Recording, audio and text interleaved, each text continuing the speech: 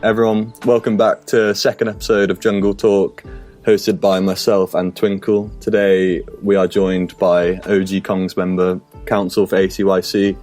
Nate, how you doing? Good. Thanks for having me on. Thanks for finding an interest in me and thinking that we'd have a good hour together.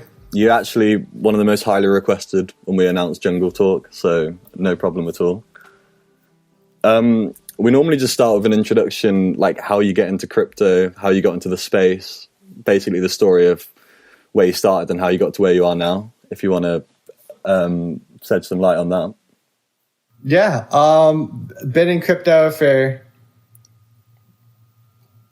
so long that I'm actually having to validate the years. A little bit over 5 years. Just about 5 years. I got in late 2017 with a lot of other people. First time Bitcoin really made the news. It was pushing 20K. People were talking insane prices, et cetera. And at the time I was looking online, how are people making money? How are people become millionaires? And all I could read about was real estate investing and crypto. Jumped into a cryptocurrency subreddit, started learning more and more about it. Christmas Day, I put in my first $500. 2 days later, it's worth $2,700.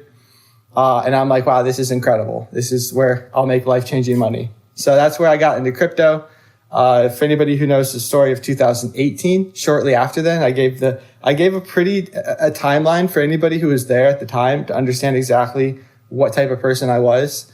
I got in, right as everyone was making the noise. I made some money. I did take profits. I have a history in MMORPGs, just giant interactive communities online as games, most notably RuneScape. I was a mercher, a flipper, a trader, everything. So I understand what it means to secure the profit. So the beginning of 2018 or the end of 2017, I'm securing profit. And I just watched I watched Bitcoin and Ethereum go from $20,000 and I believe at the time about $1,200 or $1,300 for Ethereum, go all the way down to $6,000 for Bitcoin and something very low for Ethereum. And I'm like, wow, this is actual incredible volatility. Like, this is insane. This is where I want to be for, the rest of my working days. And so since at the end of 2017 to now, I've been actively trading crypto for going on 4 years. This has been like the longest point of my life. And that brought me into NFTs ultimately. Twinkle Toes actually here, where IRL friends. Yeah. I just wanted to add to that actually. So we are in real life friends, and we both entered at that start of the ICO stage. And I remember the first coin you were telling me all about was Nano, actually, in that one. One was one that really pumped at the time. Ryblocks, the Nano. Yeah. But of course, I got in a little bit after you, which is right when that time everything was starting to actually crash. There was one good day of pump, and then your bags were down 90%. But I just remember at the time, I was a little of my feelings that we lost so much money, but you were actually still trading the highs and the lows, and you were really spending that time developing your trading skills while a lot of people kind of just gave up. Yeah, that's pretty much the story of me. A lot of expensive lessons back there. People would buy and hold, or they try to get some more money on their side and add to their position, aka the DCA. But for me, it was, if I'm down on this position, I don't think it can go up. I need to cut it and find somewhere else to put the money. And that's kind of like what my philosophy was back then. And for anybody listening, back then when we were talking about nano Ryblocks, we're talking about a token, and this is indicative of everything. Like, every token, if you spent the time and looked back at the charts back there, for anything that got millions of dollars of volume a day, most of them went from insane numbers like 100K market caps to, in Nano's case, it went from $100,000 market cap to a $4 billion market cap in 3 months. 100K to 4 billion. That is a 4,000x, 1,000 thousand. No, that is a 40,000x. That is some large number. it's a 40,000x, which is incredible. And we're not talking pump and dumps. Like we're talking 20, 30, $40 million. Even actually at the top, it was hundreds of millions of dollars of volume. Like there was exit liquidity for that. I remember for the first time I was coming in, where on all the forums, people were posting on Reddit and stuff of, oh, I love you guys. This has been a crazy year or 3 years of my life. I finally have $1 million from trading. I'm going to secure it and buy the dream home I've always wanted. And that's the first look at euphoria I got back in the day. But that's where I was brought in. Twinkle Toes, as I was just saying, is an IRL friend. And so I was still trading the meme coin season, these last 2 years while Elon has been mentioning Doge and all the other ones have popped up. I was actively trading those seasons, and Twinkle Toes comes to me and said, "Hey, I was listening to some podcasts, NFTs." I'm like, what? He's like, it kind of sounded like Gary Vee to me. He's like, NFTs, you got to look at NFTs. And I'm like, what do you mean? Like NFTs, like crypto, I'm trading crypto. And he's like, no, NFTs, like they're these things, you own these pictures and you own the art, but nobody else can own the art because you own it and it's verified on the blockchain. I'm like, dude, wow, that's incredible. And so one day, and this is the exact timeline, this will tie back into Kongz. Like one day I'm like, all right, Twinkle, I'm actually going to take a look. I'm going to take a break from these charts and I'm going to look at NFTs. And so I go look at Rarible and I look at, I think, Known Origin, Super Rare, all these exchanges. And I'm like, gosh, I get it. I really do get it. I get this NFT thing. Like, yeah, these pictures. But in my mind, I'm like, okay, I'm not an artist and I don't think there's a flippers territory here because all the exchanges at the time had like a 10%. Some of them were ridiculous. Some artists would set like 30% secondary sales fee. And on Rarible, you could actually do something where the first time it sells, there's a 10% fee. The second time it sells, there's a 20%. And they would make it so you couldn't trade hands. And I was like, there's not a flippers market here. I can't do this. And then honestly, I'll just get right into it. That's how I found Kongz. So one day I'm looking through all these artists. I'm like, these artists are kind of cool, whatever. I think I bought like a couple things just for fun because I'm like, God, they're kind of cool. I'm going to grow my collection. And one day I'm looking at the activity feed back then when, stuff there were no bots auto bidding. There were no bots auto listing. The activity feed was just humans interacting. And I see on, OpenSea that this guy is creating all these monkeys of different variations. And at the time I'd already seen CryptoPunks, but to me, CryptoPunks were, the first time I saw CryptoPunks, I was like, these things, I don't know. They look a little weird. I wouldn't rock it as a profile picture. And then I saw these 2,000 monkeys being minted. They weren't listed for sale originally, at the exact time, but I was like, whatever that is, I need it. And it said on the picture, it's like 42 hours until these will be listed for 0.01 ETH. And I set an alarm. I went through all 1,000 of them and I picked out my top 20. And I'm pretty sure, I did take off an extra hour or two at lunch that day so that from my work so that I could get the Kongs I wanted. I thought they were going to sell out so quick. And back then, 1,000-piece collection was so large. And that's kind of like my introduction to crypto and NFTs. Crypto through trying to make a bunch of money. NFTs through Twinkle Toes' recommendation of checking out NFTs. I would have made my way there, but I don't think I would have made my way in time to get the Kongs I did early. I would have missed Kongs. I would have 100% missed Kongs. I would have been here for Bored Ape Yacht Club, but not Kongs. How much do you think your philosophy trading crypto translated to trading NFTs? Is there much similarities? Yeah, I think that's why since the beginning I've been so successful. I like to make a lot of friends when I enter something new. So in crypto, I had friends. NFTs, I have friends. It's a lot easier in NFTs to make friends than crypto. But back then, when I was starting out, obviously I started out on NFT Twitter, which I don't even know if a lot of people in NFTs knew to go to Twitter for an interaction space. I was just there because of NFT crypto.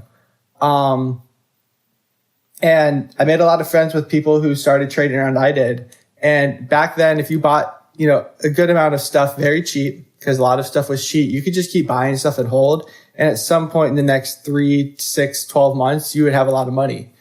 But I outperformed pretty much anybody I knew back then. And I went to NFT Miami, and a couple of people I knew from like the very beginning, we were all talking. And back then I had like 400 followers on Twitter, maybe less, maybe 200. And people didn't know my background in trading because I used kind of like a fresh account in a way. It was my Twitter account was created in like 2018. It was my backup to my real crypto Twitter trading account. And I had a Telegram group of like 100 people, and we would trade for days and days and years. But when I went to NFT Twitter, I kind of just listened to everybody and made friends with people and Discord and stuff of that nature, and kind of made a name that way.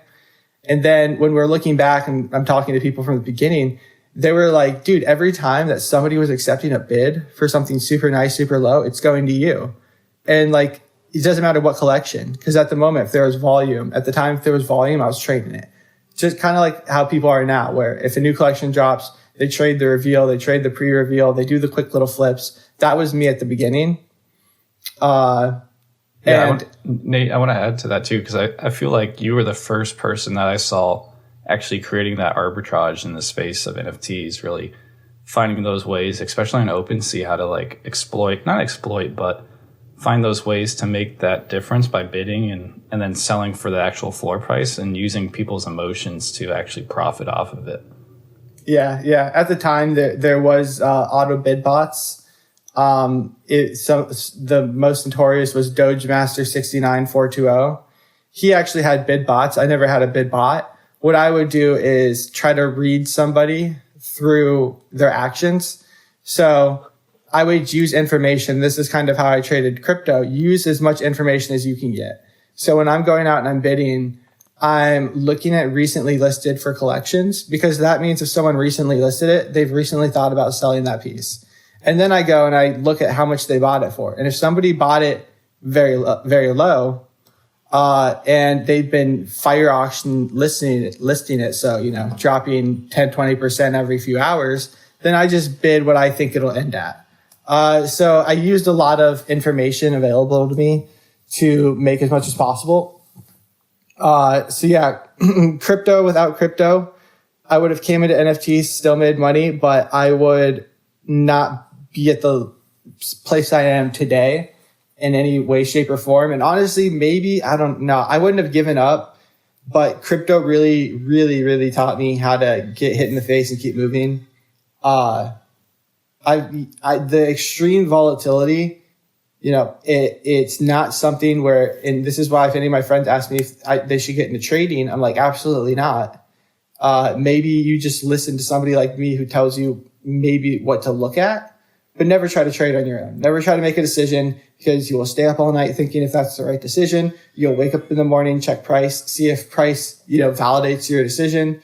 You'll wonder how to get all of these you'll make profits over the course of a week or two. And then one day something happens, boom, all profits erased, and you're at square one.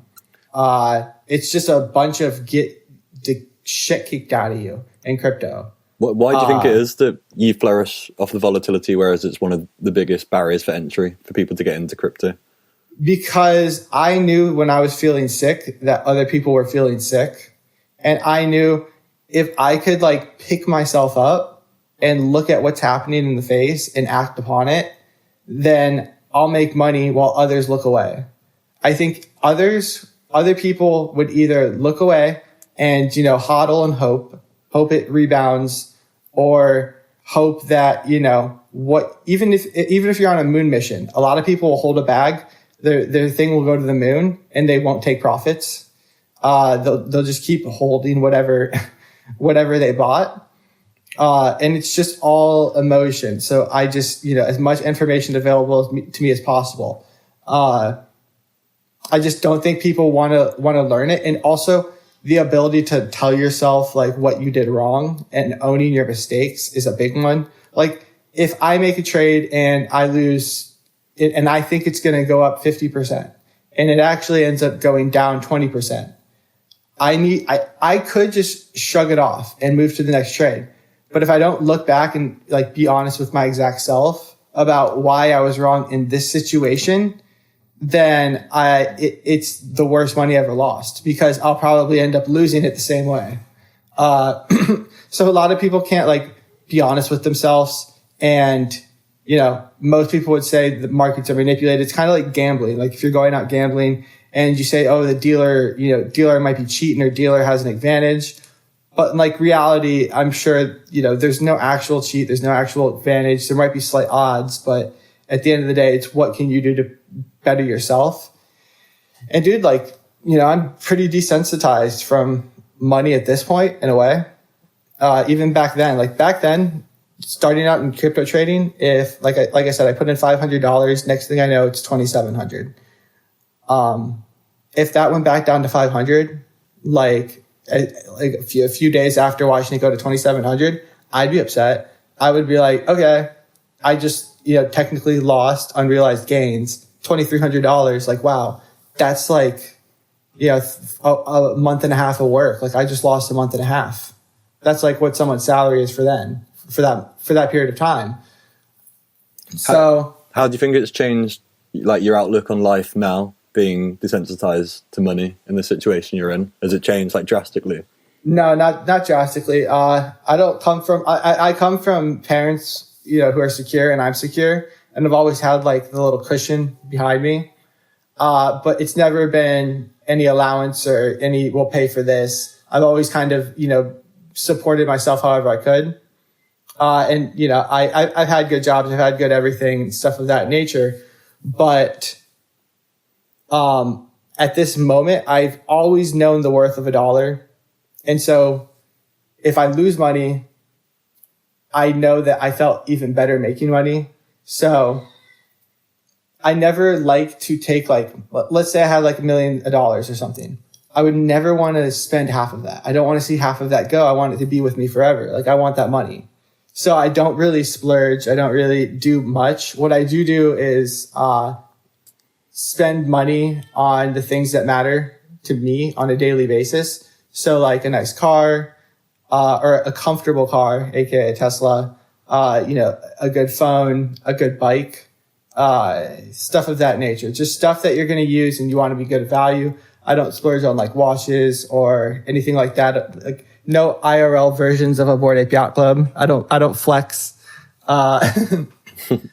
But I do remember from 2018, just to cut all the extra noise out, I ended up getting to $50,000 at one point. So $500 to $50,000 after a lot of trading, and it went back down to $500. That's not a joke. I took out a good amount, not a lot, like not 5,000.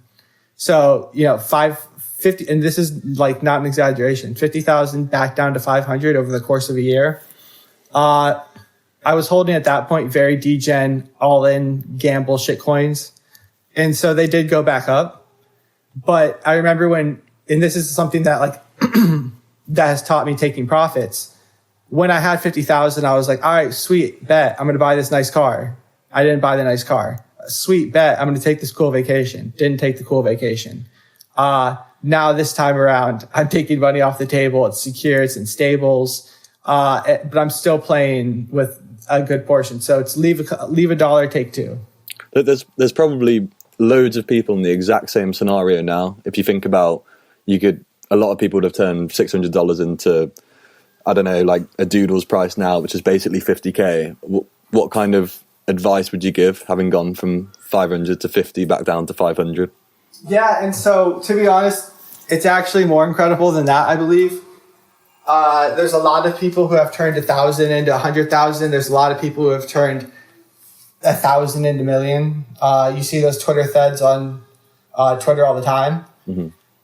I think they're all gonna so I don't know anybody's past. And so if somebody's past is something where, one, they already have money. So let's say your net worth is already 100K, but you did turn $1,000 into 500,000. I think somebody with 100K net worth previously is probably more inclined to say, I want to grow that. So they probably take it out into liquid.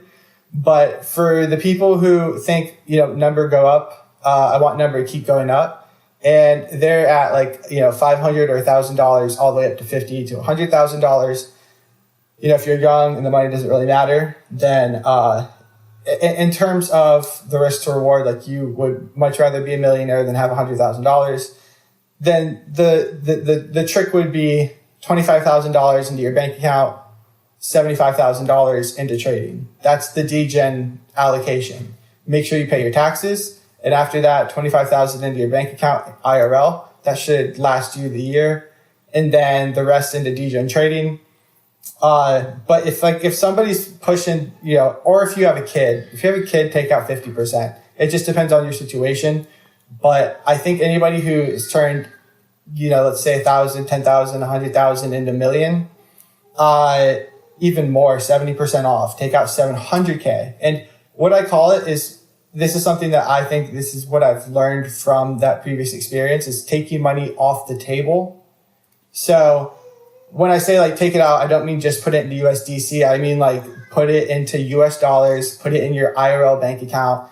And if you need to put in, if Bitcoin and Ethereum one day are at max pain, Bitcoin goes back down to 8K and Ethereum's at, 500. Only then use your IRL money and treat it as such, like as a new investment. But until then, you don't put in that money. It's an inconvenience because you'll have to, how are you going to buy 250K to 500K worth of Bitcoin on Coinbase in a day? You're not. So take money off the table completely.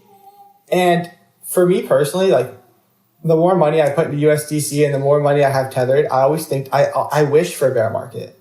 I'm like, okay, bring it on. Like I've got this amount. Like the last time Bitcoin and Ethereum were at their bottoms, Ethereum was $80 and Bitcoin was $300. So to the top, Bitcoin like 25x and Ethereum did like a 50x. So if I took off, say I'm the low guy, I took off 25K, or I'm the high guy and I took off 500K.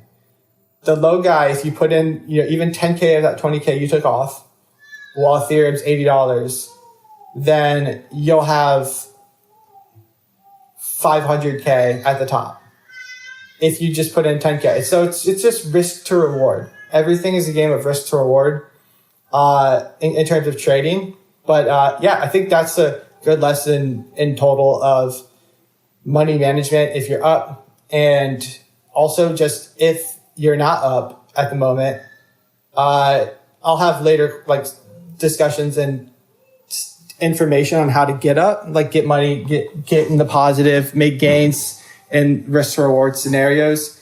But I think that was a good topic coverage of the rest of like money management. Yeah, Nate, I think everyone knows now, especially if you follow yourself on Twitter, you're a great trader, a great NFT trader, great crypto trader, meme coin trader.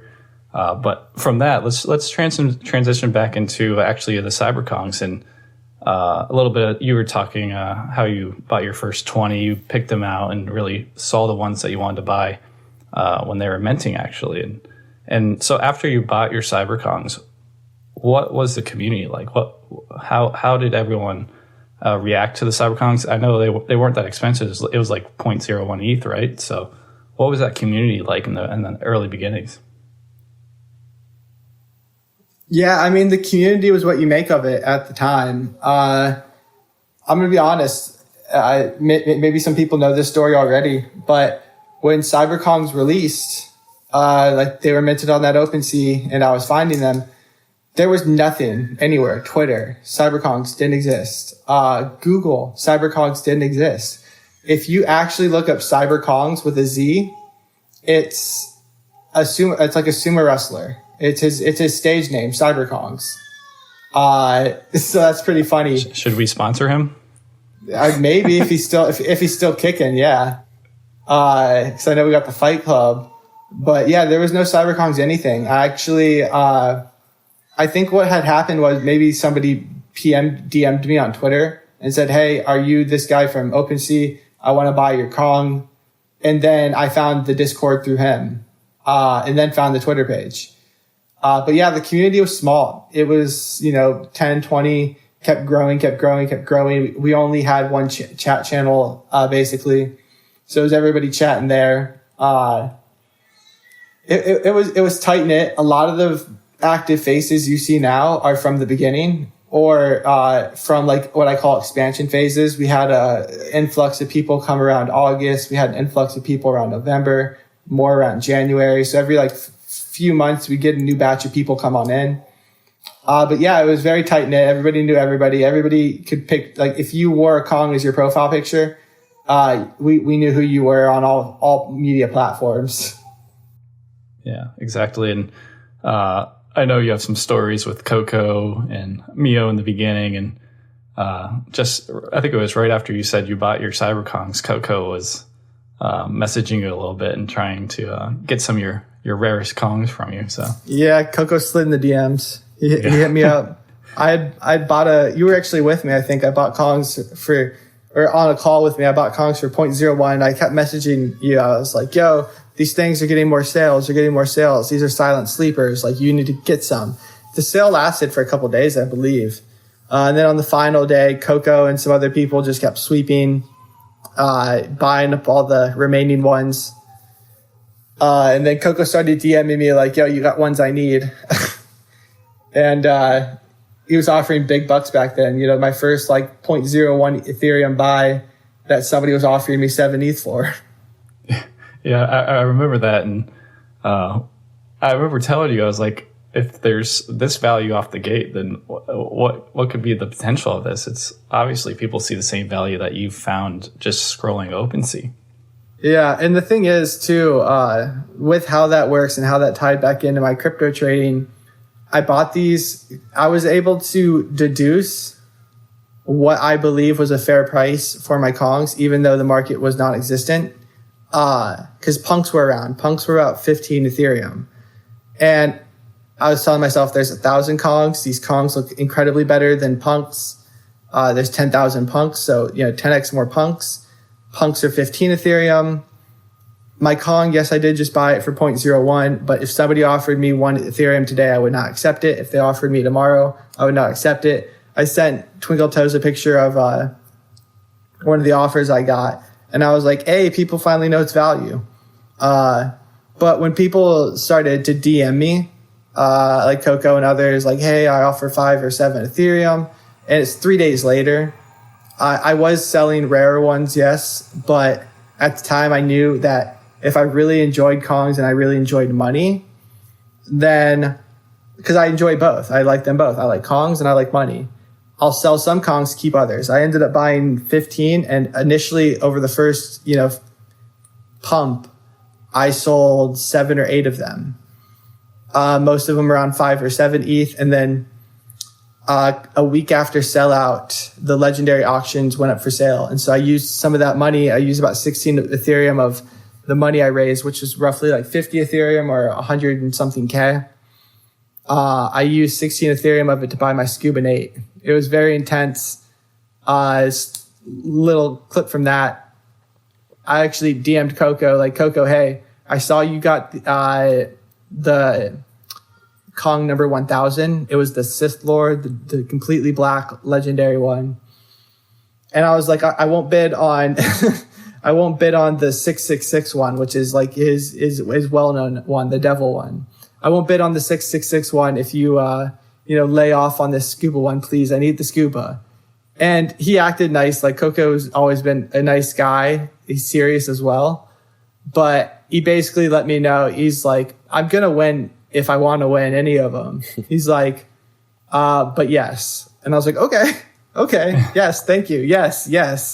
And so that's how I got Scuba. Is it still your favorite legendary name? Yeah, no, yeah. Scuba, no, to be honest, no. Nate, you have made Scuba iconic, though. I have. For a lot of people. I have, and Scuba and water and rivers and stuff like that.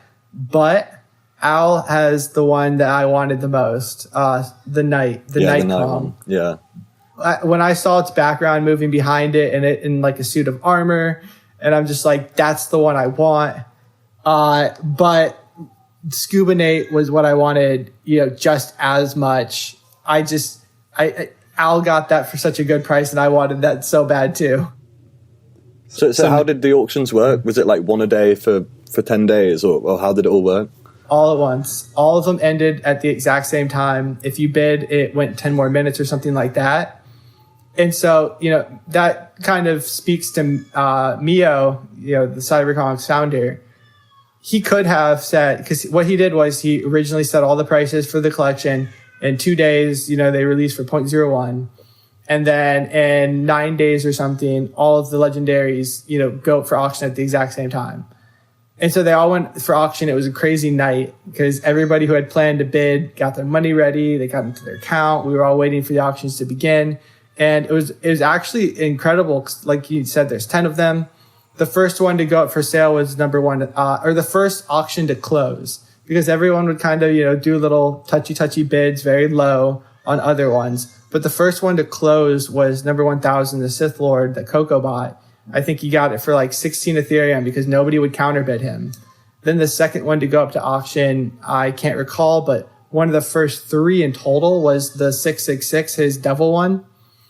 And somebody tried to bid. I think this is how it went down. It went down like Coco started at 14. Somebody bid like 15, and then Coco did something like bid 20 or 25. He just did like an incredible, like, hey, like, don't go at it with me on this one.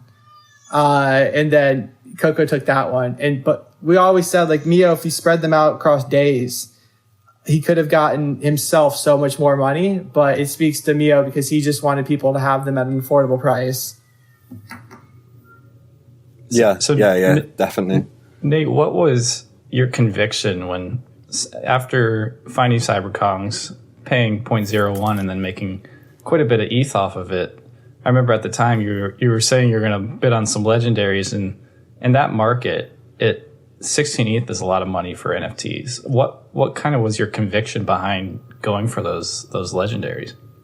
Yeah, also to put it in perspective too, like now looking back, 16 ETH doesn't sound like a ton, but back then, like I said, the Punk's floor was 15 ETH, and the next most expensive NFT on the market was like a hash mask at 1.5 ETH.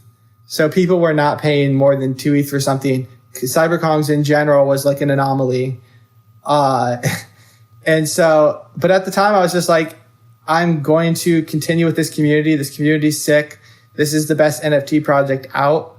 And I'm going to make a big bet on, I think at the time, even I was like identity. I want to be known as one of the legendaries. I want to be ingrained in this community.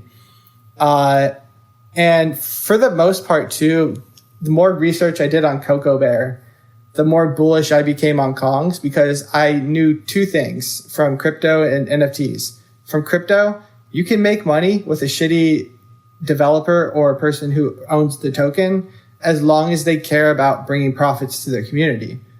Or you can have a good person running your crypto project who is just going to pump it, but it never really works out like that. They have good intentions. Or you have a shitty developer who has a good idea and it's not going to go anywhere because shitty developer, but good idea. And when I saw Mio, I was like, Mio is the combination of everything you want. Fair, generous, creative, nice. Like when he sold out all 1,000 Kongs, he raised like, I forget the exact number. It was like 6 ETH or 7 ETH or 8 ETH, probably about 8 ETH. And he donated 6 ETH of it immediately to Wildlife Foundation or something for, apes, which is unheard of back then. And I was like, all right, Mio's sick. Mio's great. I talked to Mio in chat. Mio's a good dude. We've had little interviews with him. And then Coco Bear comes in and Coco's like sweeping. Coco was one of the first sweepers I ever saw. He was sweeping Kongs. He bought like 100 Kongs, some of them at 0.01, but most of them from 1 to, 3 ETH. Some expensive ones around 10, but most of them he just kept sweeping. And then I learned more about Coco and his Axie past. And I'm like, all right, bet. I'm making a huge bet on this NFT project. Because at the time, I was like, Kongs are going to be worth the same or more than a Punk. And so I'm not going to sell another Kong seriously unless I plan on buying lower, unless I can buy a Punk. Unless I can buy more Kongs. Do you think it's strange now how there was so much conviction in the art at the time, but it's something that doesn't really get talked about, and it's quite underappreciated now. Whereas most focus is on the utility and how that's developed. Or do you think it's just a combination of both now? Yeah, it's a combination of both. Coco Bear took us to another level. He told us, like, the first thing he ever said was, I want to make Kongs what NFT should be. So, cool profile pictures, utility, community, things of that nature. Back then, too, like, anybody who, like, we were one of the first projects to get derivated. Even, I wouldn't say before punks, there were a couple other punk derivatives first, but we were getting heavy derivated. There was CryptoZilla, crypto, alligator, crypto everything, and cyber, whatever you can imagine. But no art was anywhere similar to Kong's.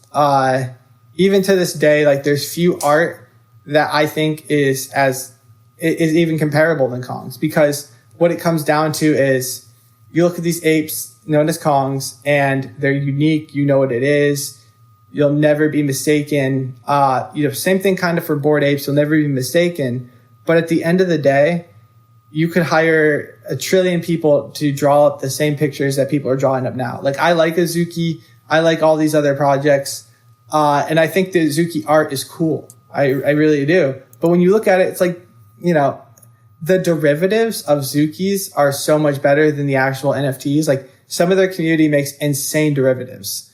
And so, when I look at Kongs, I'm like, I've never seen a real derivative of Kongs that looks as good as Kongs. I read there was a Bored Ape pitch deck that leaked recently, a while back, and they denounced that, that's an official one, but I do believe that they would have released something similar to that. And in it, they claim to be the first project to have a roadmap and the first project to do a lot of things, when in reality, it was Kong's. Kong's was, from what I saw, and I still believe today, the first NFT roadmap. One day, Mio and Coco just released like this little picture. You can still find it today. And it's got 3 bananas. One of the bananas is, yellow, it's ripe, it's ready to eat. The other 2 are green, and it's just the 3 checks of what we're going to do in the future. And that was the original NFT roadmap I ever saw. And so Kongs have, utility. We've been paving the way. And as profile pictures, I still think Kongs stand as the best. I do think we need to do something about the bibs on babies, but, because I just think that we need more people to want to rock the babies. I think the bibs were a good idea, but they need to go. They just got to go. I don't think Mia would be happy hearing that. Yeah, you'd have some agreement and some disagreement for that, for sure. But just to transition again, is one of the highlights you were talking about is the community of CyberKongz. And in that community, one of the greatest things that's come out of our Discord is really the Wall Street Kongs. And I know we've talked about it before, but there's some history behind that, where it wasn't really supposed to be the alpha channel that we see today. So can you give us a little insight of how that started? Yeah. So like I said, if I made a big calculated bet on CyberKongz back in the day, and so I spent my entire days in that Discord. And as being the trader that I was in the past, and currently still was at the time, let me actually set the stage a tiny bit more. Kongs had already gone to 5 or 7 ETH. They dipped back down to like 2 or 3. We had a lot of events like Coco sweeping. But we were entering one of the first that I noticed NFT lull periods, where people weren't sweeping, people were looking for liquidity, people had, their favorite NFT and then just a tiny bit of capital. Like, most people had about like 1 Ethereum max on the side. If they were, looking to buy or sell something.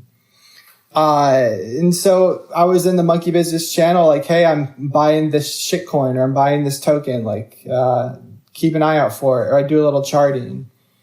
And, Coco and Mio were like, I don't know. I don't know if it's good if newcomers think that we run a pump and dump or something. And so they created Wall Street Kongs for me. And back during the first NFT lull period, there also, I believe there was not a requirement to get into Wall Street Kongs. And so what we were doing was a lot, like the challenge was flip to a Jenny. We'd have a lot of people with $100 to $500. We'd jump into a shitcoin during shitcoin season. And at the time, a Genesis was pretty cheap, like 0.8 Ethereum. 0.8 Ethereum or 1 Ethereum. Ethereum was like $2,500. So it was $2,500 to get a Kong. So all we needed to do was flip someone's $500 into $2,500. And we do it all the time. Like literally every day or every other day, we would hit like a 2x, 3x, 5x, or we'd ride a quick like little 50% dip on some meme coins, or some guy would, hear about our channel, come in with an alpha call, and we'd all make a bunch of money off of it. And that's kind of, or sometimes we'd lose money, but the goal was nobody was spending an incredible amount. We knew that we were trying to gamble. We knew that we were doing educated gambling with each other, $500 into $2,500. I forget what, we had a term for something to Jenny, but that was always our goal, to get a Genesis Kong for newcomers who didn't have one, or current babies. Cause at the time a baby was only roughly $100, maybe $80. Yeah, a baby was around like $80 or something. No, not 80. A baby was, yeah, actually, my math is correct, like $100. So we were getting babies Jennies. A lot of people back then, like Milk Cat and some other people, would hop on it and get in. And, one day you'd see them buy Genesis off the floor. And you'd be like, hey, good job. Congratulations. That's sick. I'm pretty envious hearing about those days, actually. Yeah. What do you think about kind of how it's all evolved, the current state of Kongs, and where do you see the future in kind of a saturated market where, the competition's getting quite high? Where do you see Kongs going forward? It depends. Always bullish Kongs. I think it really depends on the community staying and the community participating, which I see is happening now. Because the new problem that Kongs and any similar project will face is, I see a future where CloneX has 100,000 avatars. I see a future where Bored Ape Yacht Club has 200,000, World of Women has 100,000. All of the collections are going to keep doing are creating new slots for members at different various price points. And so they'll become incredibly loud. And it'll be hard to get a word out into the masses when you've got so many people talking about other stuff. I think from what I've seen and what I believe, Kongs will combat this in a similar way, but not creating 100,000, 200,000 profile picture, unique identity collection pieces for their collection, but onboarding new members and making them feel meaningfully attached. Because I personally don't want to be I will not identify as a Bored Ape. I won't identify as a CloneX. I'll identify as a Kong because I've been to, sorry, I'm trying to think of the event that was in Miami. Art Basel, I think it was, right? Yeah, Art Basel or whatever. I've been to Art Basel in Miami where we've got 30 Jennies on a boat or 30 Jennies on a yacht or 50 Jennies partying, 50 Jennies, Genesis Kongs, and babies in a mansion partying. And I think to myself, gosh, I would not want to be in a collection of 100,000 or a collection of even 30,000, where at these events, all these people, like, if this party of 50 that I'm talking about, like this mansion, if it was a Bored Ape Yacht Club one and the wrong person gets the word of it, no shame on them for telling all these Bored Apes in Discord that we have a spot, but expect 5,000 people to show up at your party.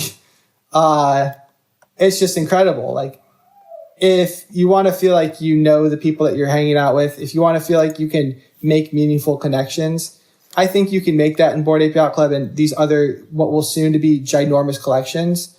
But I think it'll be a better bet just to make a financial bet on those projects than to participate to the level that you can within Kongs. Because within Kongs, if you spend a couple months in Discord, you can make like very serious connections. You can get a feel for who's who, what goes on. And so I think Kongs should keep some of the exclusivity that they have. And I think that's how they'll stand up, as well as utility. I think a lot of what's going on with Play and Collect is going over people's heads, and understandably so. What are your thoughts on Play and Collect? Bullish. I'm glad it existed.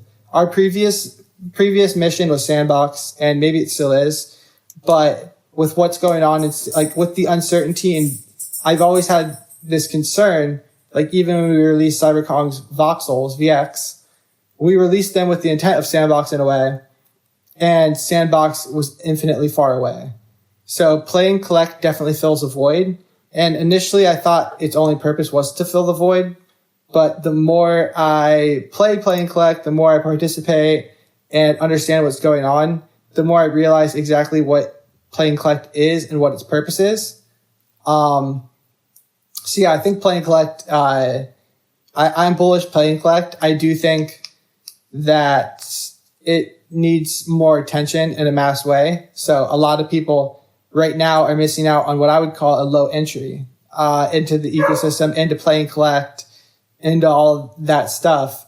I just don't think there's enough information available outside of the Kongs ecosystem to spread the word, because there's a lot of people who, like even Creeps, if you're in Creeps, you hold Creeps Genesis. I would rather hold VX Kongs and play our game than do Creeps for twice the amount at the moment. I think what we're seeing right now is it's a very experimental Play and Collect is, and the more you play it, the more you realize how groundbreaking this is. The other day you just you told me you got a couple of Gen loot capsules and you were so excited, and you got an NFT voucher, and this is really going to pave that way in the future of the most fair and equal distribution when you're going to mint new collections, especially in the Kong space. And one of the cool things that actually Al just dropped today was that Guardian contract. I don't know if you saw that, Nate, but now you can basically use your hot wallet, but at the same time use the protection of your hardware wallet, whether it's a Trezor or a Ledger or whatever you might have. And I know that that's something we've talked about, where if you're using a Trezor and you have to complete every transaction and it's a little tedious, Al has really changed that. And I wonder if that's helping you at all. Or if when you try it out, it'll help you. Yeah, for certain, that's actually something the other day I was thinking about, is that like I don't play and Collect or keep my VXs on my Trezor because of the tedious clicking it would be to redeem all of the fuel rods. And so I'm glad that now there's an extra security measure for when I'm playing on my, just my MetaMask.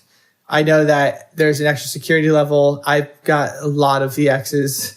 And so now I feel way more secure. And it's just big brain thinking. The CyberKongz team is embedded in what they're doing. They know what they're doing. And they know our concerns just as soon as we do. So yeah, super big brains. These people, CyberKongz will continue to be copied. I do think that like the project as a whole is evolving, which is important, because some of these other projects, there's so many projects out right now that don't know why they exist. Like, I don't mean to talk shit, but like, mention something like Cool Cats, okay? Cool Cats, I like Cool Cats. I like Cool Cat holders. I like everything about Cool Cats. It's a cool concept. But there's a reason that they're still at 8 Ethereum or 9 Ethereum floor at the moment comparatively, or why they've never been able to break out like Doodles. And it's because of the vision of what they are, what they do. Like, yes, we're cool, we're cute cats. Yes, we do cute things. Yes, we have this game and these little versions of ourselves. But like, what is Cool Cat? Is Cool Cat like a future brand? Is Cool Cat like going to be a household name? Is Cool Cat going to have a show? What's Cool Cat? Like, well, what's next? Like, it's not exactly clear or profitable at the moment what's mentioned.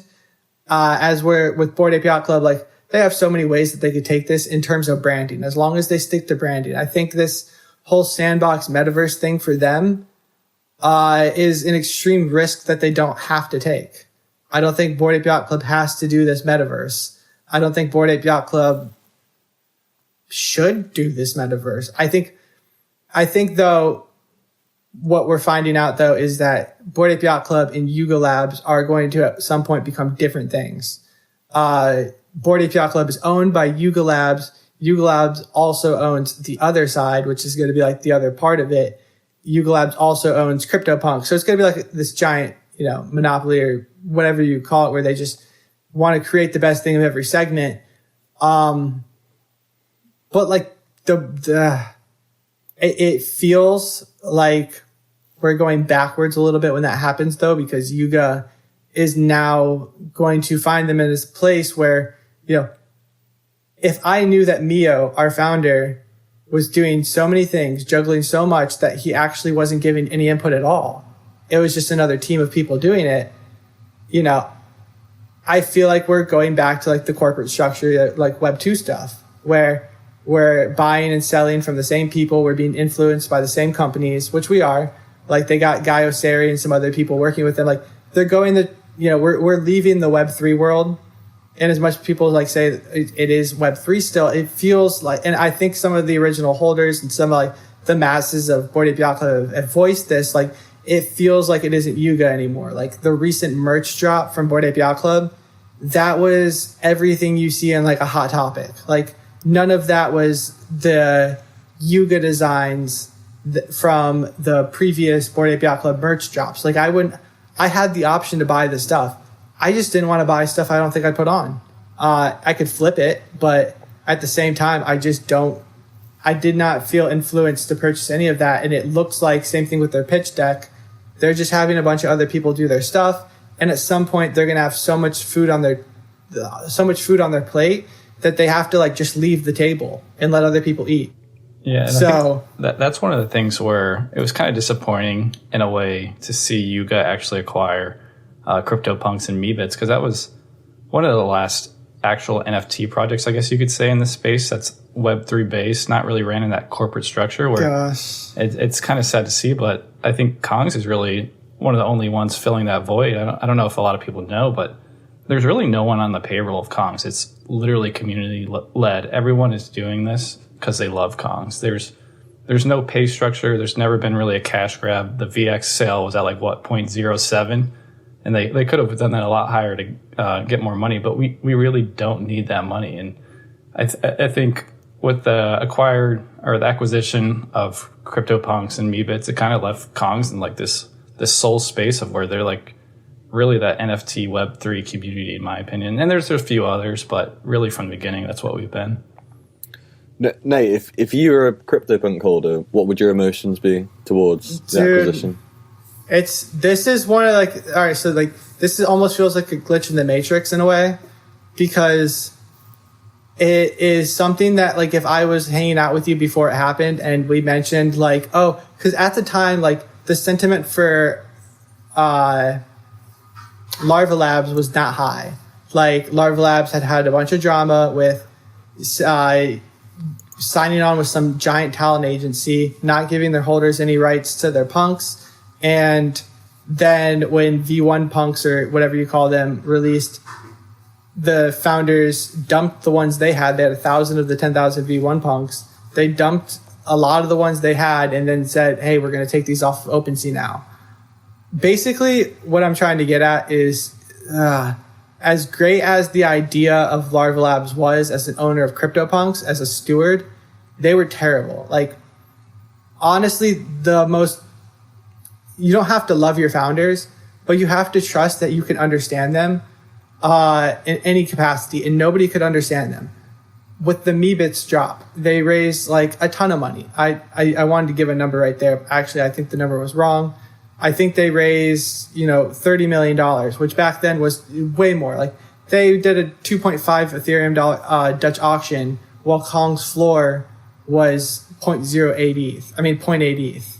So yeah, it was just incredible. And they had no plans of reinvesting that. They had no plans of reinvesting that $30 million. They never had plans of reinvesting that $30 million. And then they went to Christie's auction and sold their alien punk for $10 million and other punks. All these dudes know is how to sell the stuff they make and not talk to the community. Like their job, they could go on vacation for 3 months, make a Twitter post and go back to vacation for 3 months. And that would be like business as usual. They weren't fit to run that. And I always said it. And I'm not trying to be like, oh, you know, Nate's right. But like, I'd always said that these dudes don't care about CryptoPunks. They created it. And the thing is, they're not evil. What happened is they make this project. These degens take over on it. Like you can never expect at the time that 10,000 of these terrible looking punks, like the hoodies look good, but the rest just look like weird stick figures as profile pictures. You can't like say that these guys created 10,000 of these off an algorithm, you know, way back in the day that probably took them like 3 days to make in total. They never expected the floor to at one point reach 130 Ethereum, which was $500,000. They probably thought people were going to buy and sell these for $4, $3 for fun. They even made them back in the day when gas for a transaction was like $1. So they were never fit to run it. And punks, I believe the punk holders should be so much more bullish, in my opinion, because there still is Punk 4156 on Twitter. He was a monkey punk. He owned one of the apes and a bunch of others. He actually sold over, I believe, $20 million worth of punks that he had bought for way less because the founders of Larva Labs would not DM him back or reach out to him. He tried to reach out to them for months. They would never reply to anything. They never once did. He is obviously somebody who in the real world, you know, already came from a large stack. Like he's a majority holder in Tesla, stuff like that. And the founders couldn't take the time or find the way to reply to any of his messages at all. And so, this is also the founder of Nouns, or one of the main founders of Nouns. And so he sold all of his punks. Had he held them and Yuga was now behind the wheel of CryptoPunks, maybe he'd still be holding now because he could reach out and the founders would DM back. Like I've DM'd the founders of Bored Ape Yacht Club and they reply in the same day. Like that's incredible compared to Larva Labs. So it's bullish for Larva Lab holders. It's bullish for Meebit holders because now maybe somebody will put thought into Meebits. Like Larva Labs even said that when they created Meebits, they hoped the community would take over on it. Like, dude, if you hope the community is going to take over on it, don't charge 2.5 Ethereum each. And the way they launched it, they know that they tried to like make it as hush hush. There was no leak, as hush hush as possible, and just drop it on everybody so they FOMO, which they did. So yeah, it's bullish for, I think, punk holders now. It's a weird spot for Yuga holders. Honestly, if I was a Bored Ape, I don't know if I would have wanted punks. That's a big responsibility now. That's a lot of money. The way that they acquired punks was so boss. It was such a boss way to do it. Like they bought all of Larva Labs punks too, which was not a small amount, and all of their Meebits, which was like 1,000 or something crazy. So they spent just so much money on acquiring it, but I don't know. All in all, it doesn't feel real. But I'm glad to see. I hope and pray that Larva Labs signed a whatever that says that they will not create another profile picture project. I hope that was part of like the agreement. Nate, do you see CyberKongz as really one of those last Web3 NFT projects then? Or are there any other that stick out in your mind? From that time, yeah. But I would also throw new names into the mix now. I would throw Small Brains. I would throw Anonymice. I would throw Kaiju Kings in a way. Kaiju Kings to me though feels like when we mention Anonymice, when we mention Kaiju Kings, when we mention even Small Brains, I just think of Kongs. Like I think these are Kong derivatives. Yeah, in a way. In a way, yeah. Kaiju at the time, I remember when we got some whitelist spots and they were really big in Wall Street Kongs was really just a derivative of Kongs, and the Kaiju Kings, but all credit to them. They're a great community. So But even the profile picture was indicative of like other derivatives back in the day, like CryptoZillas and stuff like that. Like they looked like a derivative of Kong. They just released at a later date. Yeah, we still need to remember that Kongz is a derivative as well. So in its own sense, but I honestly no. I would say Kongz was the most unique of all of them because Kongz. Everybody was doing it wrong, in my opinion. Like we had Hashmasks doing drawn NFTs, which are cool. Like Bored Ape kind of brought back the drawn meta, but you know, the only thing I'd call Kongz a derivative of is pixels, just pixel art. You know, not even. I would just say it was inspired by pixel art.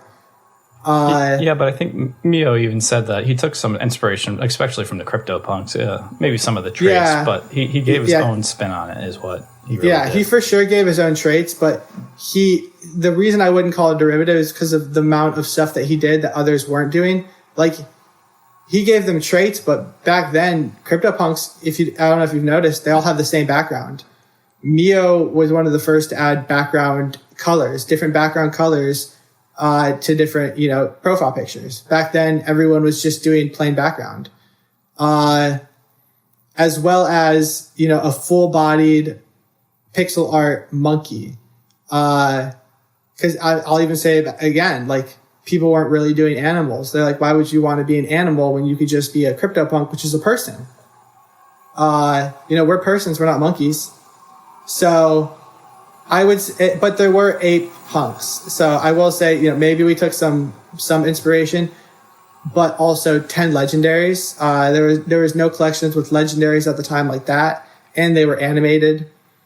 Mio just did so much perfect that makes me so much more bullish Kongz saying that they're not a derivative. Like, even, you know, I hope at this point there's still people listening, but I hope that they don't take offense to this. Like, Bored Ape Yacht Club is an actual derivative of Kongz. Like, when you break it down, almost all of their mouth traits are exact copies of Kongz.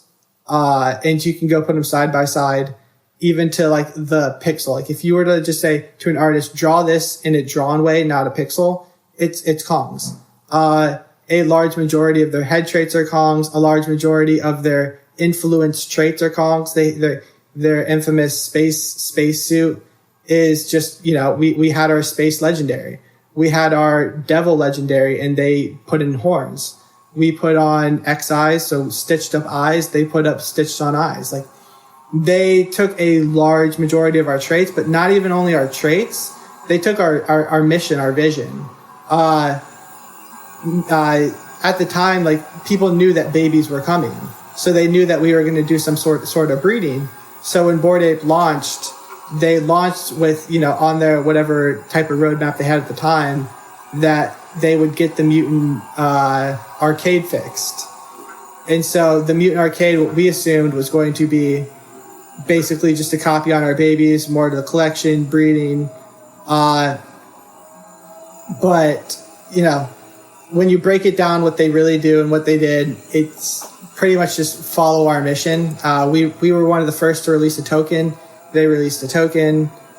Yeah, that's a hot subject there, actually. I remember at the time, they gave CyberKongz a lot of flack for releasing a token. Oh, is it illegal? Is it this or that?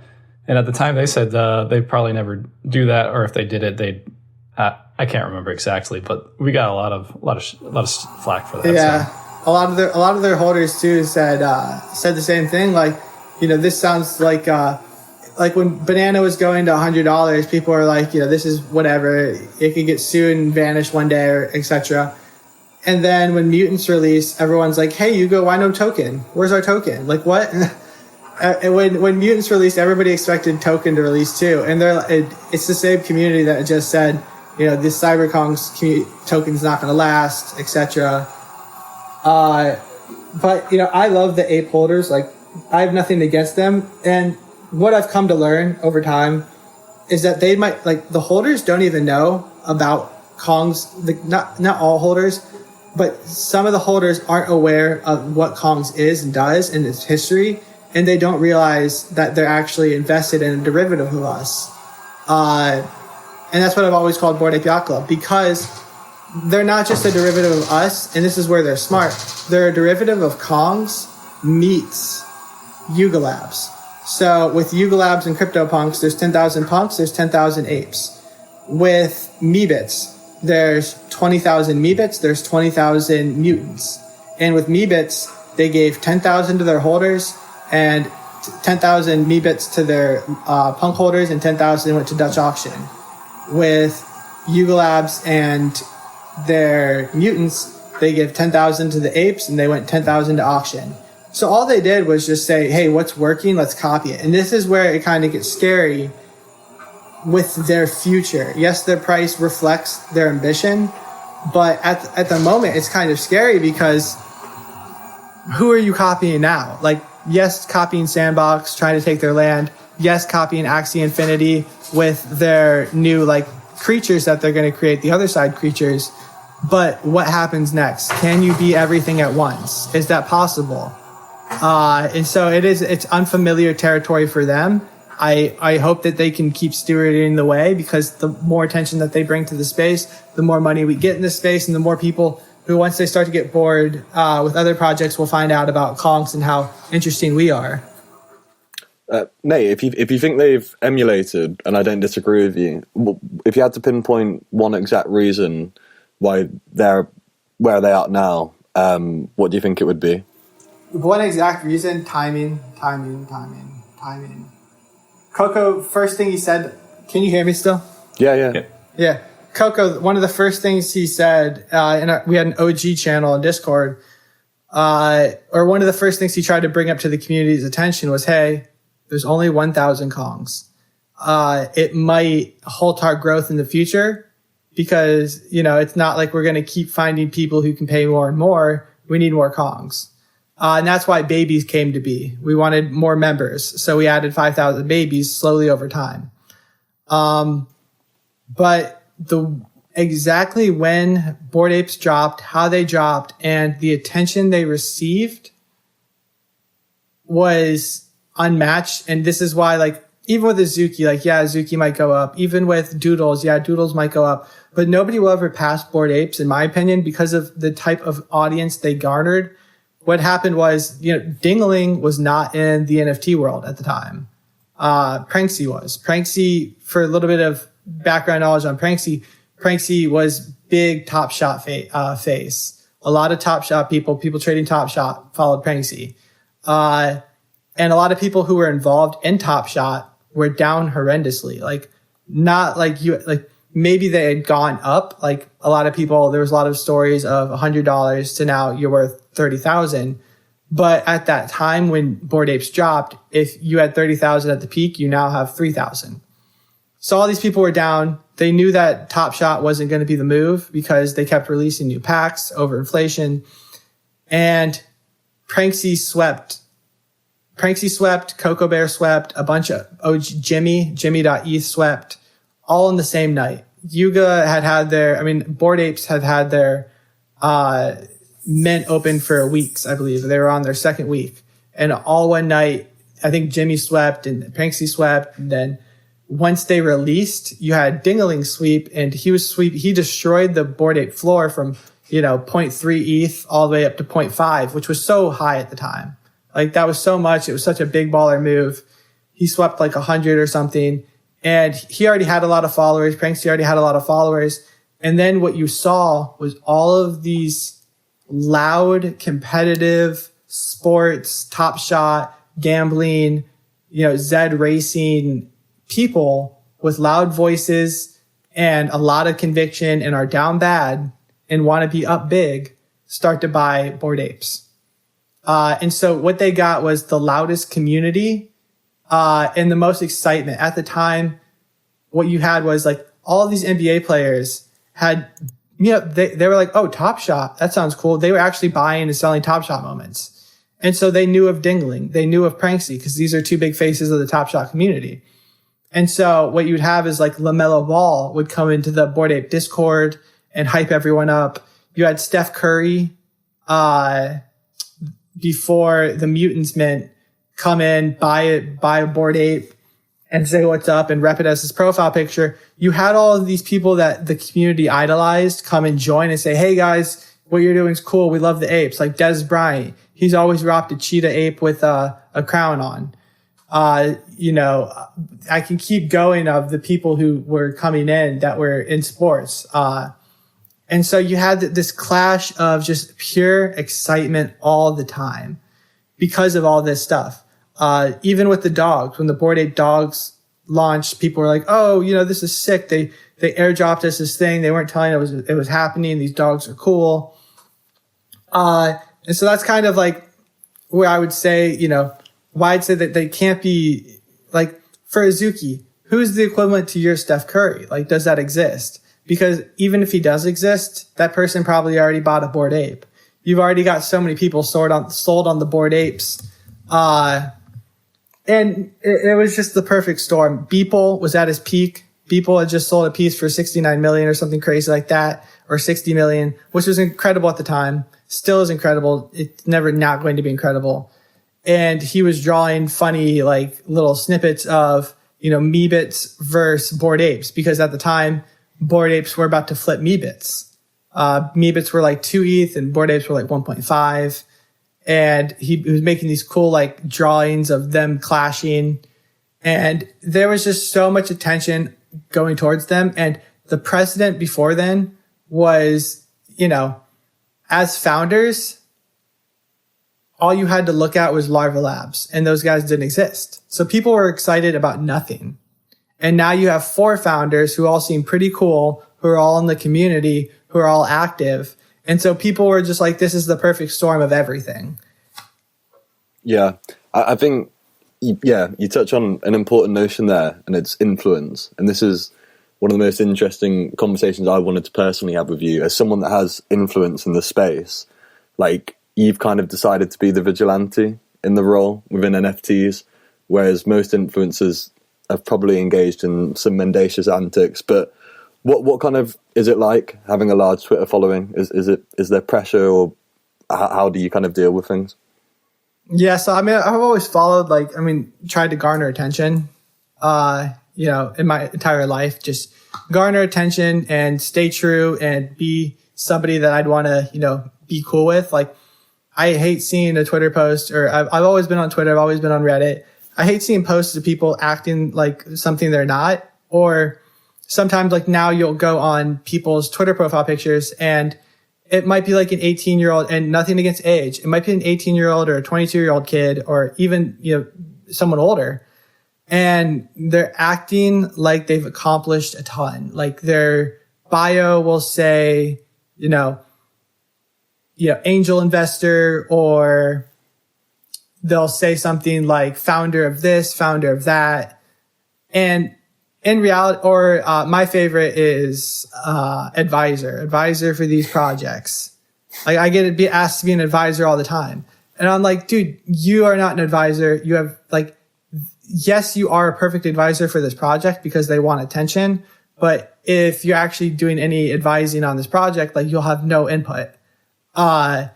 Same with like a lot of people. Like, yes, you might be worth $1 million now, but you got most of your money handed to you. It wasn't trading. It wasn't making the money. It was asking for it and getting it from helping others sell out their projects. Like back in the day, it was Art Chick and Beanie always trying to sell out stuff and getting secret under the table pay-ins, and a bunch of other people came out of the woodwork. But I've always been like, yo, like real deal here. Like I'll make my own money. I don't need the few $1,000s for a retweet or however much people want to pay for me to be an advisor or anything like that. Because at the end of the day, if you all go broke, I don't want you to look at me and say, you know, hey, remember, like, especially like with Beanie now, like he can never let down Blue. Like on everything he makes financial posts, somebody in the comment will mention Blue. And I've never wanted to financially ruin somebody or influence them to make decisions that would lose them money. And I feel like I have a responsibility being here in the ICO season. Like people are, you know, I don't want to call them dumb. They're uneducated. They're uneducated to the past. They're uneducated to history. A lot of like these utilities or these things launching, it's ICO season all over again. Like, oh, let's release an NFT project where we all own fractional parts of like this restaurant or this golf course or this island or this, whatever it may be. That's already happened. Like, or let's raise money for an educational program that will educate people on how to get into NFTs and crypto. Let's raise $3 million. Like, how are you actually going to do that? How are you going to compete with Coinbase, where Coinbase actually pays people to read their educational content? Like, you can't compete. It's the same thing back in the day in ICO season. Let's make on-chain, car tracking Carfax. You can't make on-chain Carfax because it's going to cost a shit ton of money. It's just so many. I have an idea. Let's raise money for it. Oh, I burned through the money, or I burned through a portion of it. I'm going to take the rest out, put it in my bank account, and slow rug.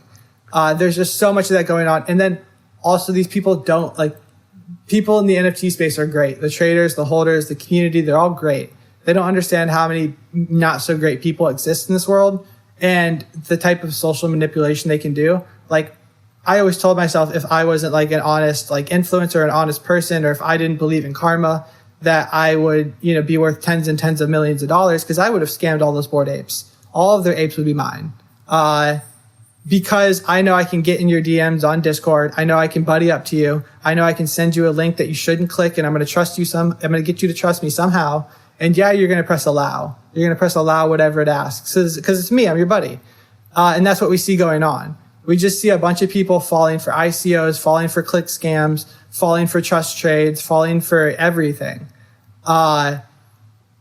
It's incredible. And so I've chosen, there's an old saying or verbiage or adage or whatever you call it, where everybody's got two wolves inside of them.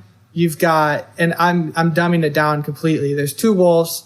One is the just wolf, and one is the, wolf that goes out and creates, it damages people. The bad wolf is cunning, elusive, manipulative.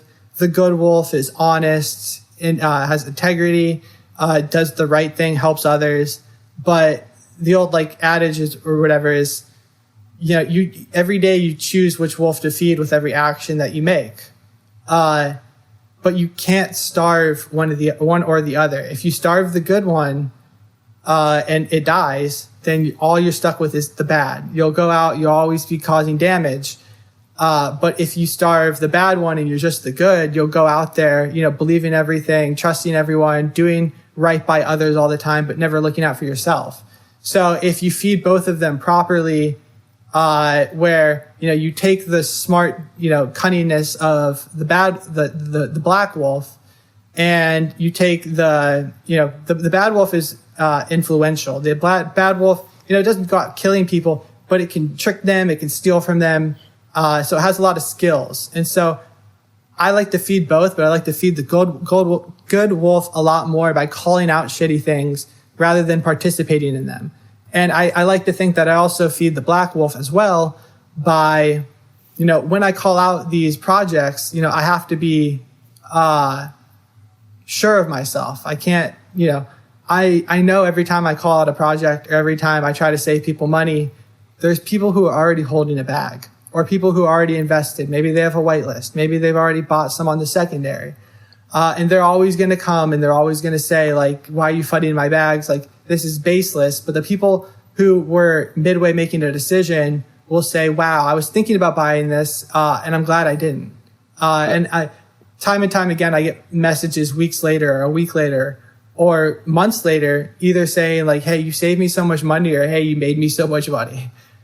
Yeah, I've been following you for a while, and I've seen you get quite a lot of backlash from certain communities when you call out a project, but you seem to pretty much get most calls right when you call it a rogue or a dishonest project. How?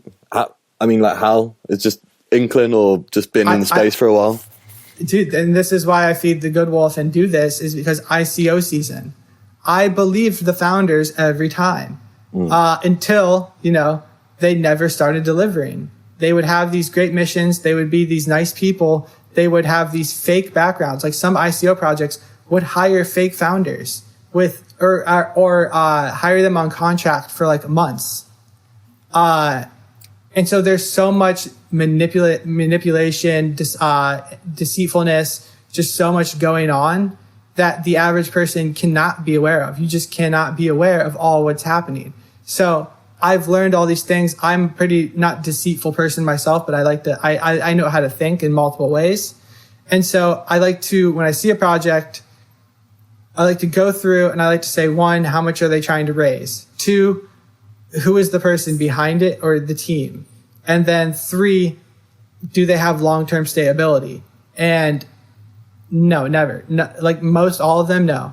The only person recently who actually convinced me that they might be able to do something is Suzuki. I've always been on the edge though because of the initial mint price, but at the same time, they followed through with what they say they're going to do. But a lot of these projects, like it's easy to call, but people want to make money in a bull market. So like, what's that Doodles one? Nate, one of the most recently what I can remember is that one that Bradley Martin was an advisor on. I forget, it was like Buff Apes or something. Yeah. And you called it out right before, and you said this is going to happen. And then it basically was a slow rug. And I remember Bradley Martin responding to you on Twitter. He says, "What the fuck are you talking about?" And you're like, you knew what you were talking about. And then it was just so funny. Not funny because a lot of people lost some money, but that basically everything you said was correct. Yeah, Bradley Martin's a big influential bodybuilder influencer in LA. And he's a smart dude, businessman, et cetera, et cetera. What happened to Bradley is, and I saw it happen, like everything. I call it play for play because, it's information. It's taking information and using it. So for that one, it's these 16-year-old, 17-year-old kids on YouTube who have, they actually do rent the Lambo. They don't have money. They play Fortnite on Twitch and stuff of that nature. And they look like maybe they go to the gym a couple times a week. And they were trying to create an NFT where it's a giant, gym bro, Jacked Ape Club NFT where, we're going to buy these gyms. We're going to run this, etc. We're going to become this community online. We flew out to LA. We got Bradley Martin on board. But here's the issue. You don't know what they're telling Bradley. You don't know, like, what's being discussed. Like, Bradley should have known, like, maybe to them, they sold Bradley on the idea that it was just a community. We're an online community. But the community thought that we're going to have a bunch of physical locations. But how are you going to have physical locations by just raising 1.5 mil? Like, you cannot create that type of brand with 1.5 mil. What you can do, though, is spread 1.5 mil out amongst 4 very young founders with no money and make them very rich. And the founders, too, of this project, if you look at their Twitter profile pictures, not profile pictures, their Twitter accounts, they got blue checks, they're Twitch streamers, and all they do every single day, multiple times a day, is make new giveaways for projects that in turn pay them $2,000 or something. They'll do the follow, retweet this project. It's super cool. It's the next one up. And all of them were shitty projects that all rugged. And so it just made so little sense that if Bradley or anybody around Bradley looked into these at all or knew how to look, they would know exactly what would happen. And these people were also being deceitful by bringing on advisors like Franklin and Morgan and some other people by asking them if they'd like to hear more. And then if they say yes, they say, okay, these are our advisors. These are Bored Apes being our advisors. And what ended up happening was exactly what I thought would happen. 2 of the 4 founders decided once they went to mint that they did not mint out initially. Like, they sold 50% of the supply. They couldn't get the rest to sell out, and they actually ultimately closed the mint. And then Bradley got super bullish on them. People were buying them. They caught back up. They should have just kept the mint open. But what happened was they only raised $1 million. And so 2 of the founders basically said to the other 2 founders, you guys didn't do your jobs. We're taking the money by. What had turned out to happen, though, was Bradley Martin did sign a contract with them saying that, they're legally obligated to do the things they said they were going to do. And one of them was use the money towards the gym, apparently, or something of that nature. He got them to split the money equally and put some back into the community, but ultimately the project drugged. But that's just something where, and I called it out, and maybe I should have been more, precise when talking to Bradley. I should have maybe even DM'd him. Cause he was like, what the fuck are you talking about on Twitter?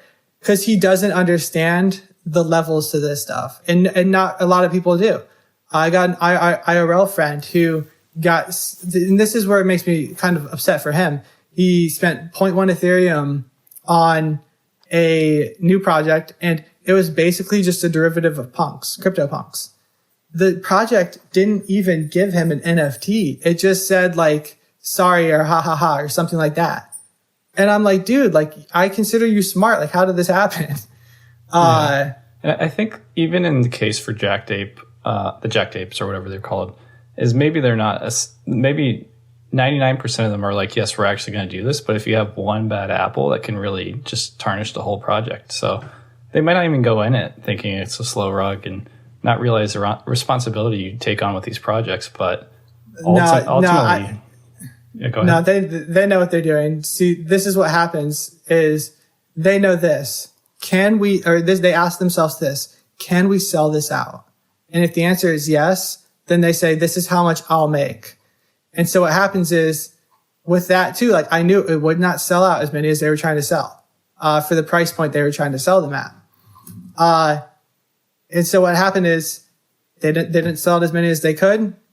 And now they ask, okay, well, what the fuck? Like, I don't feel as motivated by receiving 200K as I do from receiving $500,000. Like, give me the rest of my money. And they expected massive secondary volume sales too, and to get the fees. And so now these guys are like, oh shit, this is all we're getting from it. This is all we're milking from it. And then people get sour. And everybody who's involved, who's going to get paid, already tells themselves how much money they're going to get. It's the same thing for like the BT orbs recently, where the artist is like, oh, I never thought that, starting a Dutch auction at 11 Ethereum and ending it at 8 Ethereum was a bad thing. Like, dude, you're asking people to pay $30,000 to $35,000, which is not a small amount of money, for your piece of music. And there's 3,000 of them. And at the end of the day, you start out looking at it saying, oh, if I sell all these out, I'll have $70 million. But at the end of the day, the greed got to him. And I know, he played the nice guy for a long time. I'm not going to get into it, but at the end of the day, he was a greedy person, a greedy artist who thought that he was going to walk away with tens of millions of dollars, and it ended up selling out for $2 million. And I'm pretty sure he had to pay back some of the Crypto 888 holder passes. So I don't know if he walked away with as much, but it's just greed. It's just noticing when people are like, hey, I can extract a large amount of value. Like, same thing for me. Like, I've always told myself, like, I can make a collection, I can make an alpha channel, I can make anything, and I could take out like millions of dollars, and people would believe in Nate and people would invest in Nate. But at the end of the day, I don't want your money. I want you to have your money. I want you to make your money into more money. And a lot of people aren't in a position right now where they can say that maybe some people like the BT guy I mentioned, he's a well-renowned producer. Maybe he's worth like $1 million. Maybe he's worth 5 million, but maybe he's got these friends that are worth 10 to 50 and he's jealous of the life they're living. And so he works on this NFT for months and months and sets a goal of trying to raise, however much he can to now be at the same level of, wealth as his friends. And it fails because the goal was always how much money can I raise, not what can I do for others. So that's kind of like the story of Nate. To play devil's advocate, though, if at the end of the day, there's some talk about art is art, and if someone's willing to spend 11 ETH, then that's really not on BT or anyone in that project. It might be on that person who apparently wants to spend 11 ETH on whatever he's putting out there. Yeah, and that's why I get exhausted sometimes. Like when Enzo, like you mentioned, why do you do this? Like sometimes I don't. Sometimes I don't do it.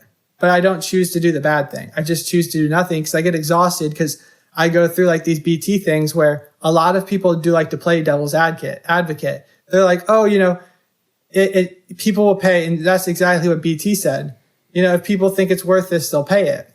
Okay. Well, BT removed the floor. It started at 11 Ethereum and he removed it actually. So it didn't stop at 8 Ethereum. It would go to 0. If art is art and people pay what they're going to pay, then why did he stop the mint at 0.8 Ethereum? Once it hit 0.8 Ethereum, he turned off the mint and said he couldn't bear to see them go that low. Like, it kind of, It's like, it's one of those things where I'm playing detective and I have an idea, but I don't have proof. And then he brings me the proof later on through doing that. Like, dude, you're selling it for 0.8. You're still selling it for $3,000 or $2,500. And then it's also one of those things like, I don't mean to keep talking about how much of a detective I am. And like, there's other people on Twitter who do this even better, but I understand manipulation, and the way that the orbs were released was very manipulative, because I'll just break it down very simple. There are 2,500 orbs, or actually there's 3,300 orbs, 3,300. 800 of them were to go to Crypto 888 pass holders. So his inner circle pass. What you had to do was burn 3 passes to get an orb. At the time, passes were about 2 Ethereum. So to burn 3 passes would cost you 6 Ethereum. And so what they were hoping was they let the pass holders do it first. So the pass holders burn their passes, they get their 800, kind of like a whitelist, and then they don't want to list it for less than they just burned. So you just burned 6 Ethereum. Why would you list it at 4? And so what they planned to do was, boom, you spend your 6 Ethereum. We start our public auction at 11 Ethereum. Maybe it makes its way down to 8, but at that point, if people paid 6 by burning 3 passes, then they'll list higher than 6. And so they try to create this mental safety net. It's kind of like manipulating the price, though, in a sense. I mean, it's smart manipulation. It's also forcing people to DCA. Like if you bought it at 6 and now you're worried, and for some reason they're at 2 Ethereum and you didn't sell, now you're like, shoot, I should buy a second at 2 Ethereum, because if they go back up to 4 Ethereum, I'll be break even. It was funny because really the only people that when you looked at your comments, a lot of the only negative ones were from those 888 holders who unfortunately got not pushed, but they decided ultimately on their own to buy it at those high prices. Well, they chose not to listen with an open mind to the counterpoints. They thought, in their mind, this is cool. And I don't blame them, because the Crypto 888 pass holders hadn't gotten any utility in a long time. They hadn't gotten real whitelists. And so I think what they were hoping was, we'll burn 3 of our passes for 6 Ethereum, and then we'll sell this technical whitelist for like 10 Ethereum, kind of like how, the Invisible Friends. But it didn't work out. And it's also even more manipulative too, because they didn't sell that out until they started the Dutch auction, removed the floor, and the floor went down to like 4 Ethereum. And now all of these pass holders have spent 4 Ethereum, and they're watching people in the Dutch auction buy it for even less. They're watching them buy it for 3, 2, 1 Ethereum. I can imagine how they're feeling. Yeah. So there's just so much manipulation, and the artist in the counterpoint, the devil's advocate, was like, well, if people are willing to pay 11 Ethereum, then let them. And the response to that is, okay, yeah, for sure, I'll let someone do that. But what if I know for a fact it's going to drop to, 3 Ethereum? Do I what? You're buying something unrevealed too. So you don't even know if it's a floor. And so I'd hate to watch these people lose, 7 Ethereum plus the 10% trade fee, which would be another Ethereum, 8 Ethereum. In the course of like days. And Nate, I guess this kind of leads into the next kind of subject, is really your overall thoughts on the NFT market. And there was someone who tweeted the other day in the Kongs community about how he actually thinks people are starting to get a little bit smarter, and we're not minting the same things that we were minting just a couple months ago, and the market's really matured. And so I was wondering what your take overall on the NFT market and what that looks like going forward. Less opportunities to turn the $100 and $1,000 into million, because people are getting educated. I think a lot of people are wising up. They're not minting the trash that they were, but they can still be socially manipulated, I think. But all in all, I'm just buying Kongs and a couple other things. I'm only investing in teams, not projects. So I don't know the ACYC team. I'm pretty sure I don't know who those people are. I'm not going to take a random guess. I don't like the Clone X team. I'll buy some Clone X to flip, but I think the Artifact founders and the team are very childish, and I don't think they're professional. So I don't buy Clone X. I'll buy it for a flip. I I look for teams now because I don't want to be disappointed. Same thing with Pudgy Penguins. Never bought Pudgy Penguins because I did not like whole Ethereum. And, you know, Pudgy Penguins went from like 5 Ethereum or whatever all the way down to like 0.5. Didn't they just go on a run now, though? Yeah, because somebody took over the project. Yeah. A new founder. Nate, I'm just conscious of time. So if we go with one final question, you spoke about the $500 to 50,000, and then you spoke about how you lost it. Do you think we see that kind of in the NFT space? I mean, a JPEG's worth $65,000. How does the market sentiment look in terms of just pure valuation and realistic valuation? All right, so two really quick things on it, just because that's a good question to end it on too. We have 2 scenarios going forward. Do you think Ethereum is underpriced? Do you think it's undervalued? Tesla's $1 trillion market cap. Ethereum's 300 bill. So at a 3x, Ethereum would be worth the same as Tesla, and it'd be $1 trillion market cap, and it'd be $10,000. I think Ethereum's worth $10,000. I think it's worth Tesla. I think they're equivalent. You know, Teslas are the fuel of the road in the electric world, and Ethereum is the fuel of the crypto market. So yeah, I think Ethereum's worth $10,000. That being said, do I think people are going to lose a ton of money on NFTs? I don't know, because if Ethereum goes to $10,000, your Ethereum, this is the most depressing thing for a lot of people who are going to have to realize this in a hard way. Your NFT that you hold right now, it's worth 1 Ethereum. That's an okay price, you know, $30, $200. But in the future, when Ethereum's $10,000, so 3x from here, and your NFT is 0.5 Ethereum, you're not down 50%. You're now holding something that instead of was previously worth 3,000, it's now worth 5,000. Even though it was originally bought at 1 Ethereum and now it's worth 0.5, you're still up.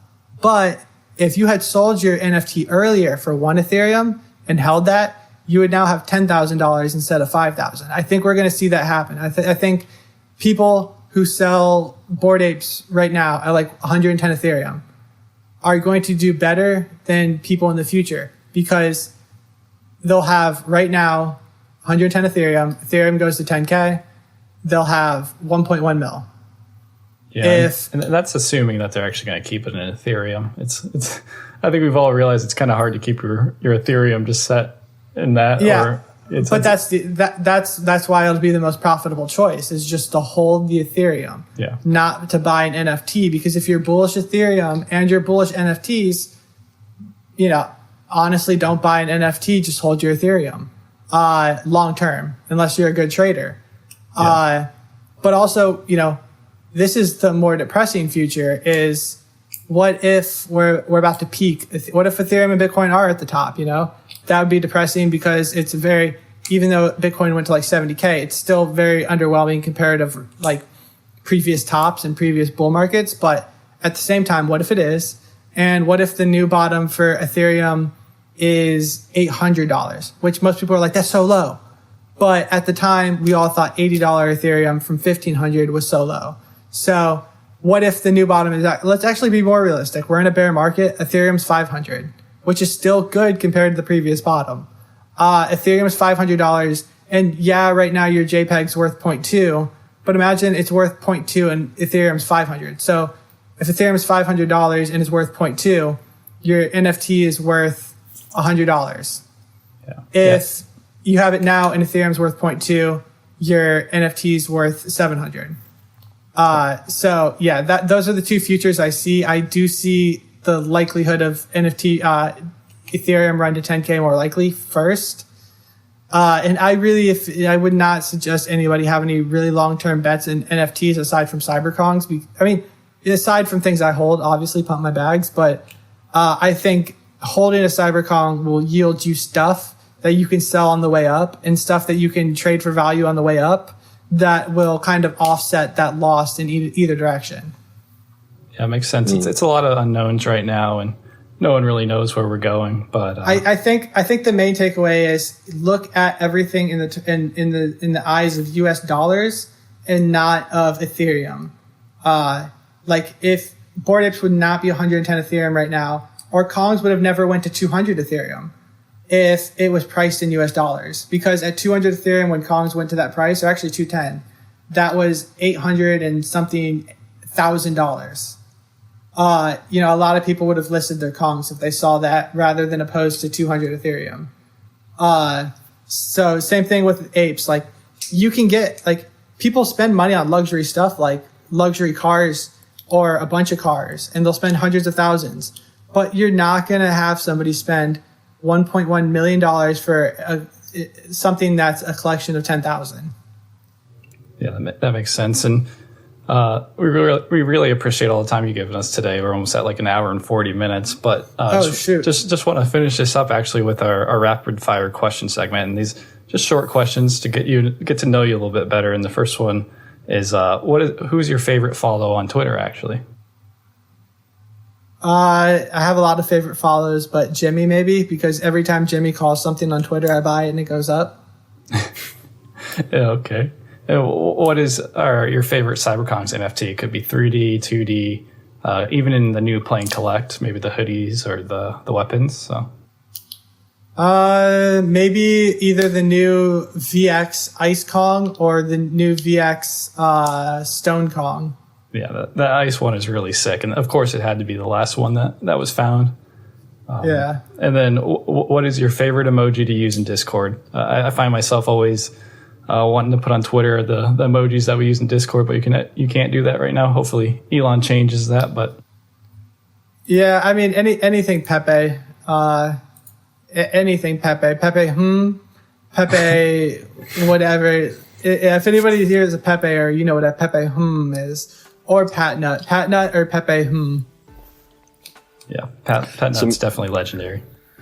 Some good answers there. But Nate, I found that really, really interesting, and I appreciate your time. Thanks very much for coming on.